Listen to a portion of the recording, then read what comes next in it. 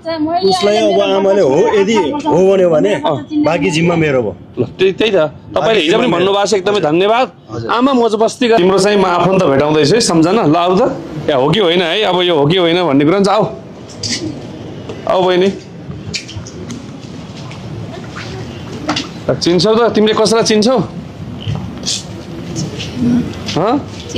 कसलाई चिन्छ? अहिले त आऊ न किन अप्ठ्यारो माने किन डराएको? ल यहाँ हो कि होइन भनेर बुझ्न मात्रै खोजेको।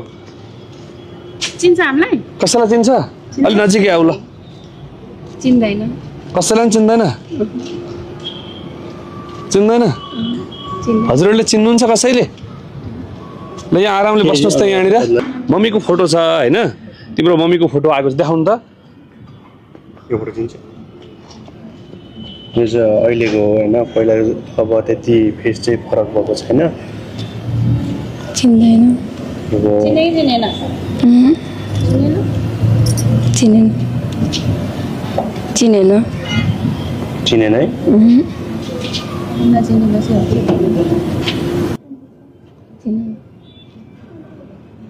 तिमीलाई कहाँ छोडेको याद छ? त्यति त थाहा छैन।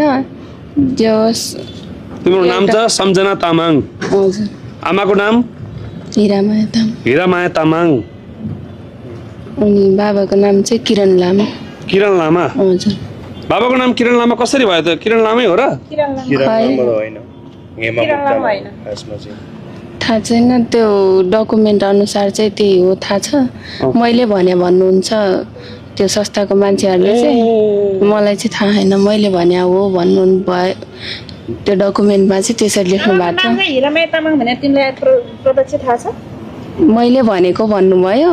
त्यतिखेर उसको डकुमेन्ट ऊ बाटोमा अलपत्र फेला पर्दाखेरि त्यतिखेर भरिएको डकुमेन्टमा उनले हिरामाया तामाङ भने रहेछ। आमाको नाम त 5 वर्षको बेला अहिले बोलेको कुरा होइन यो 5 वर्षको हुँदाको कुरा हो। फेला पर्ने दिनमा उनले मेरो आमाको नाम हिरामाया तामाङ भनेर भन्या रहेछ अनि मेरो नाम सम्झना तामाङ भन्या रहेछ। त्यतिखेरकै पत्र छ कागज सबै छ उसको यहाँ समातेको फेला पारेको कागज त्यो दिनको। त्यसकारण यही हजुरहरूले सोध्नुहोस् बुझ्नुहोस् यो हुन सक्छ नहुन सक्छ। अहिले भेट पो हो त होइन? यहाँ कोही डराउनु पर्ने कोही छैन। हजुर कसैको यहाँ बिग्रिने कुरा छैन। कोही एकजनाले गल्ती गर्यो होला तपाईहरु कोही आफन्तले गल्ती गर्यो होला हजुरहरु दोष थोपार्नु हजुरलाई हुँदैन। हजुरहरु त हो कि भनेर आउनु भएको छ तपाईले आफ्नो बहिनी हो कि भनेर आउनु भएको छ। अब सम्झिनुस् बुझ्नुस् नभए त कानुनी प्रक्रियामा धेरै प्रक्रिया गर्न सकिन्छ। मम्मीको फोटो चिन्नु